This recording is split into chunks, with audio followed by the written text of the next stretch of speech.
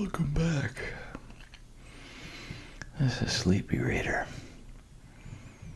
with another chapter from the house at Pooh Corner. Tonight is chapter 6, in which Pooh invents a new game and Eeyore joins in. By the time it came to the edge of the forest, the stream had grown up, so that it was almost a river, and being grown up, it did not run and jump and sparkle along as it used to do when it was younger, but moved more slowly, for it knew now where it was going, and it said to itself, "There is no hurry. We shall get there someday." But all the little streams higher up in the forest went this way and that, quickly, eagerly, having so much to find out before it was too late. There was a broad track, almost as broad as a road, leading from the outland to the forest. But before it could come to the forest,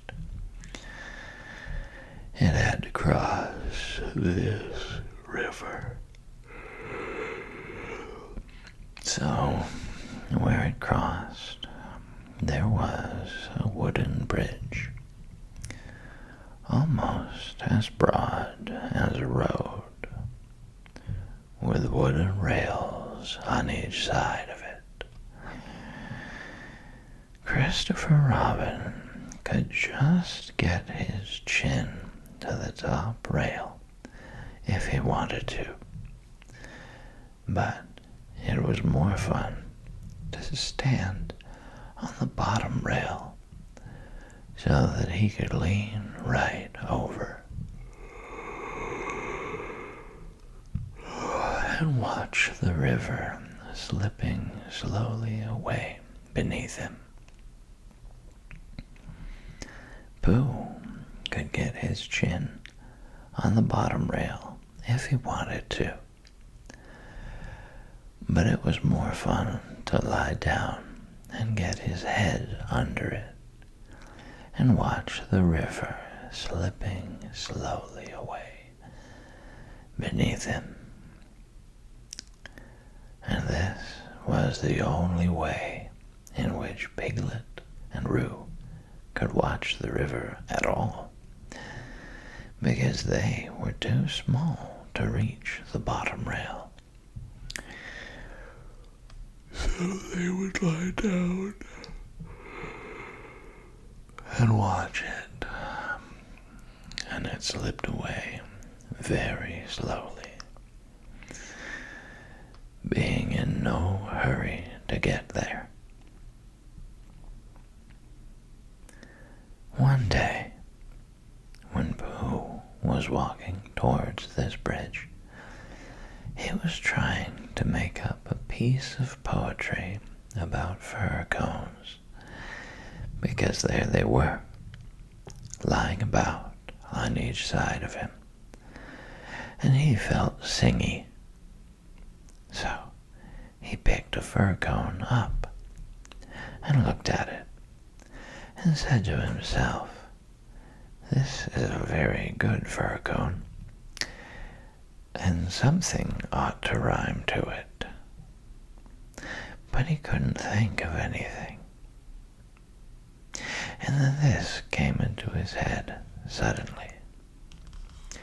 Here is a mystery about a little fir tree.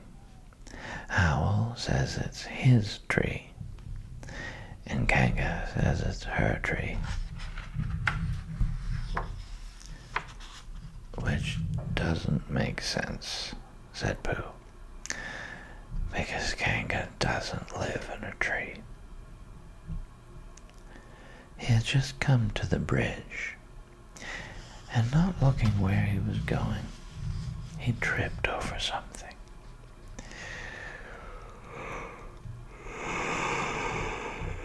And the fir cone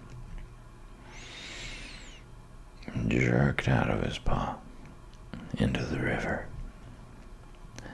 Bother, said Pooh, and it floated slowly under the bridge, and he went back to get another fir cone, which had a rhyme to it. But then he thought that he would just look at the river instead, because it was a peaceful sort of day. So he lay down and looked at it, and it slipped slowly away beneath him. And suddenly, there was his fir cone, slipping away too. That's funny, said Pooh. I dropped it on the other side, said Pooh. And it came out on this side. I wonder if it would do it again. And he went back for some more fir cones. It did. It kept on doing it. Then he dropped 2 in at once and leaned over the bridge to see which of them would come out first. And one of them did. But as they were both the same size, he didn't know if it was the one which he wanted to win or the other one. So the next time he dropped one big one and one little one. And the big one came out first, which was what he had said it would do. And the little one came out last, which was what he had said it would do. So he had won twice. And when he went home for tea, he had won 36 and lost 28, which meant that you can take 28 from 36, and that's what he was, instead of the other way around. And that was the beginning of the game called Pooh Sticks, which Pooh invented, in which he and his friends used to play on the edge of the forest. But they played with sticks instead of fir cones, because they were easier to mark. Now one day, Pooh and Piglet and Rabbit and Roo were all playing Pooh Sticks together. They had dropped their sticks in when Rabbit said, "Go!" And then they had hurried across to the other side of the bridge. And now they were all leaning over the edge, waiting to see whose stick would come out first. But it was a long time coming, because the river was very lazy that day, and hardly seemed to mind if it didn't ever get there at all. "I can see mine," cried Roo. "No, I can't. It's something else. Can you see yours, Piglet?" "I thought I could see mine, but I couldn't." "There it is." "No, it isn't." "Can you see yours, Pooh?" "No," said Pooh. "I expect my stick's stuck," said Roo. "Rabbit, my stick's stuck." Is your stick stuck, Piglet? They always take longer than you think, said Rabbit. How long do you think they'll take? Asked Roo. I can see yours, Piglet, said Pooh suddenly. Mine's a sort of grayish one, said Piglet, not daring to lean too far over in case he fell in. Yes, that's what I can see. It's coming over onto my side. Rabbit leaned over further than ever, looking for his, and Roo wriggled up and down, calling out, Come on, stick, stick, stick, stick. And Piglet got very excited, because his was the only one which had been seen, and that meant that he was winning. It's coming, said Pooh. Are you sure it's mine?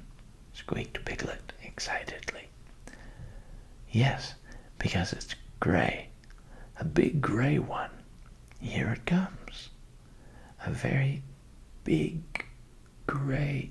Oh, no, it isn't. It's Eeyore. And out floated Eeyore. Eeyore! Cried everybody. Looking very calm, very dignified, with his legs in the air, came Eeyore from beneath the bridge. It's Eeyore! Cried Roo, terribly excited. Is that so? Said Eeyore, getting caught up by a little eddy and turning slowly around 3 times. I wondered. I didn't know you were playing, said Roo. I'm not, said Eeyore. Eeyore, what are you doing there? Said Rabbit. I'll give you 3 guesses, Rabbit. Digging holes in the ground? Wrong. Leaping from branch to branch of a young oak tree? Wrong. Waiting for somebody to help me out of the river? Right. Give Rabbit time, and he'll always get the answer. But Eeyore, said Pooh in distress, what can we, how shall we? Do you think if we... Yes, said Eeyore. One of those would be just the thing. Thank you, Pooh. He's going round and round, said Roo, much impressed. And why not? Said Eeyore coldly. I can swim too, said Roo proudly. Not round and round, said Eeyore. It's much more difficult. I didn't want to come swimming at all today, he went on, revolving slowly. But if, when in, I decide to practice a slight circular movement from right to left, or perhaps I should say, he added as he got into another eddy, from left to right, just as it happens to occur to me, it is nobody's business but my own. There was a moment's silence while everybody thought.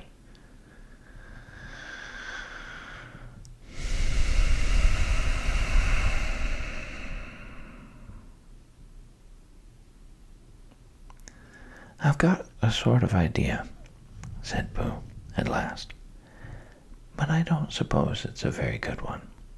I don't suppose it is either, said Eeyore. Go on, Pooh, said Rabbit. Let's have it. Well, if we all threw stones and things into the river on one side of Eeyore, the stones would make waves, and the waves would wash him to the other side. That's a very good idea, said Rabbit, and Pooh looked happy again. Very, said Eeyore. When I want to be washed, Pooh, I'll let you know. Supposing we hit him by mistake, said Piglet anxiously. Or supposing you missed him by mistake, said Eeyore. Think of all the possibilities, Piglet, before you settle down to enjoy yourselves. But Pooh had got the biggest stone he could carry and was leaning over the bridge, holding it in his paws. I'm not throwing it, I'm dropping it, Eeyore, he explained. And then I can't I can't hit you. Could you stop turning round for a moment, because it muddles me rather? No, said Eeyore. I like turning around. Rabbit began to feel that it was time he took command. Now, Pooh, he said, when I say now, you can drop it. Eeyore, when I say now, Pooh will drop his stone. Thank you very much, Rabbit, but I expect I shall know. Are you ready, Pooh? Piglet, give Pooh a little more room. Get back a bit there, Roo. Are you ready? No, said Eeyore. Now, said Rabbit. Pooh dropped his stone. There was a loud splash, and Eeyore disappeared.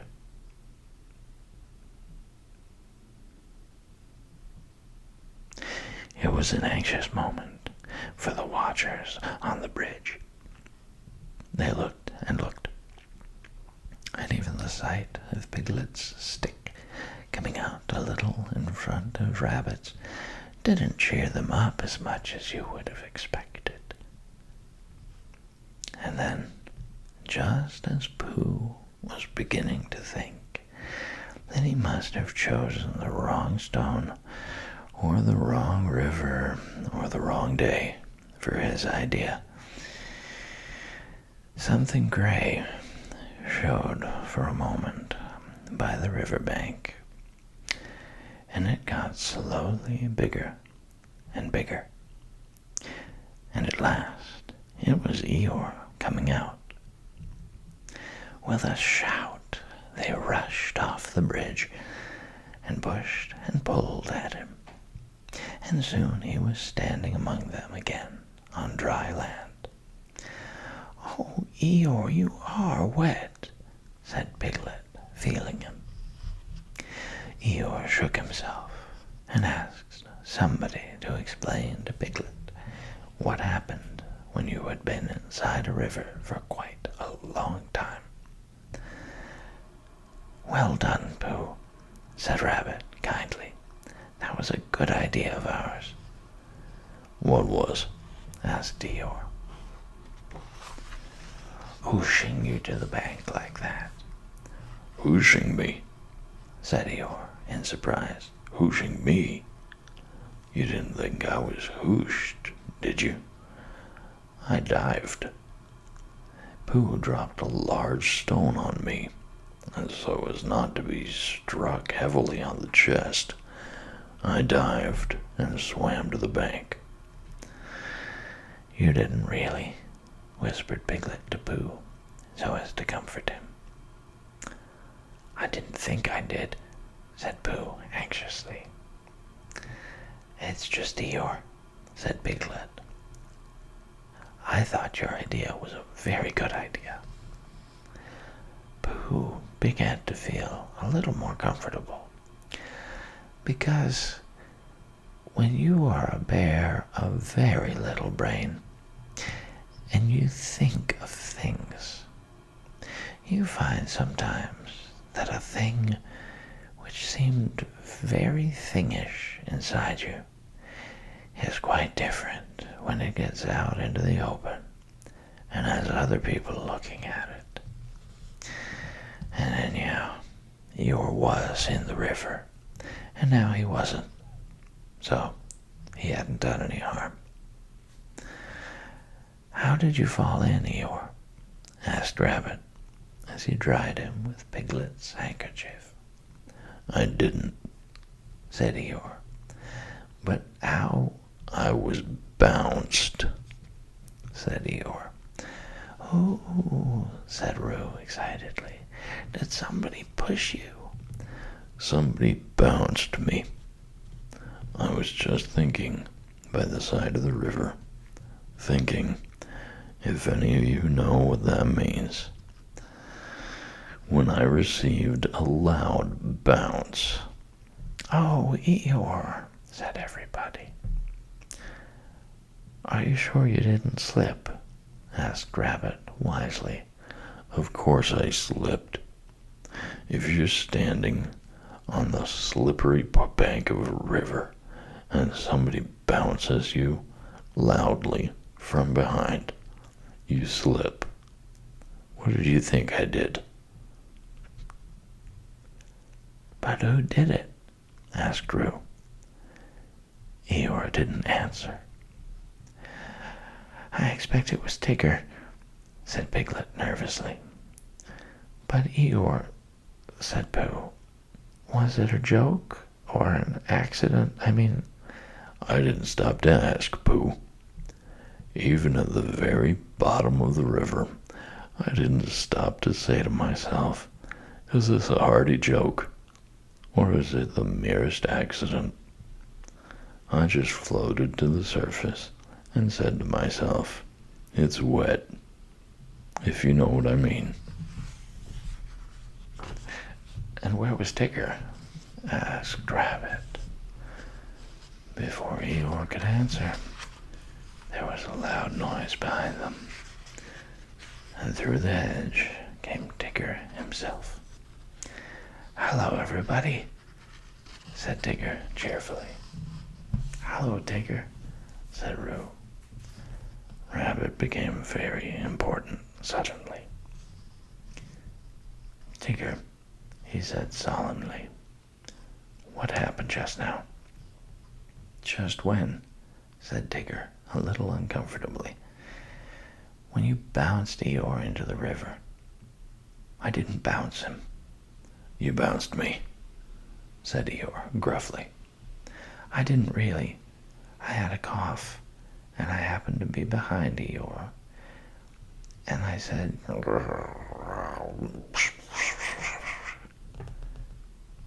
"Why?" said Rabbit, helping Piglet up and dusting him. "It's all right, Piglet." "It took me by surprise," said Piglet nervously. "That's what I call bouncing," said Eeyore. "Taking people by surprise. Very unpleasant habit. I don't mind Tigger being in the forest," he went on, "because it's a large forest, and there's plenty of room to bounce in it. But I don't see why he should come into my little corner of it and bounce there. It isn't as if there was anything very wonderful about my little corner. Of course, for people who like cold, wet, ugly bits, it is something rather special. But otherwise, it's just a corner. And if anybody feels bouncy—" "I didn't bounce. I coughed," said Tigger crossly. "Bouncy or coffee, it's all the same at the bottom of the river." "Well," said Rabbit, "all I can say is, well, here's Christopher Robin, so he can say it." Christopher Robin came down from the forest to the bridge, feeling all sunny and careless, and just as if twice 19 didn't matter a bit, as it didn't on such a happy afternoon. And he thought that if he stood on the bottom rail of the bridge and leaned over and watched the river slipping slowly away beneath him, then he would suddenly know everything that there was to be known, and he would be able to tell Pooh who wasn't quite sure about some of it. But when he got to the bridge and saw all the animals there, then he knew that it wasn't that kind of afternoon, but the other kind, when you wanted to do something. "It's like this, Christopher Robin," began Rabbit. "Tigger—" "No, I didn't," said Tigger. "Well, anyhow, there I was," said Eeyore. "But I don't think he meant to," said Pooh. "He just is bouncy," said Piglet, "and he can't help it." "Try bouncing me, Tigger," said Roo eagerly. "Eeyore, Tigger's going to try me. Piglet, do you think—" "Yes, yes," said Rabbit. "We don't all want to speak at once. The point is, what does Christopher Robin think about it?" "All I did was I coughed," said Tigger. "He bounced," said Eeyore. "Well, I sort of boffed," said Tigger. "Hush," said Rabbit, holding up his paw. "What does Christopher Robin think about it all? That's the point." "Well," said Christopher Robin, not quite sure what it was all about, "I think—" "Yes," said everybody.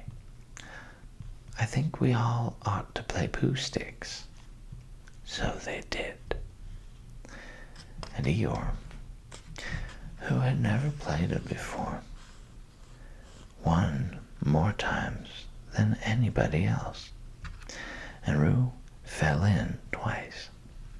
The first time by accident, and the second time on purpose, because he suddenly saw Kanga coming from the forest, and he knew he'd have to go to bed anyhow.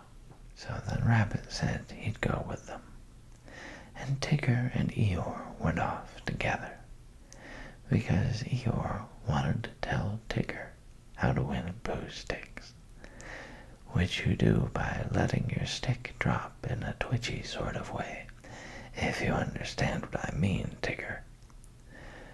And Christopher Robin and Pooh and Piglet were left on the bridge by themselves.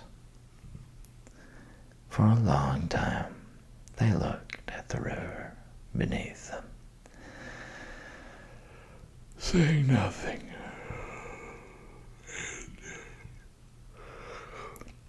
The river said nothing too, for it felt very quiet and peaceful on this summer afternoon.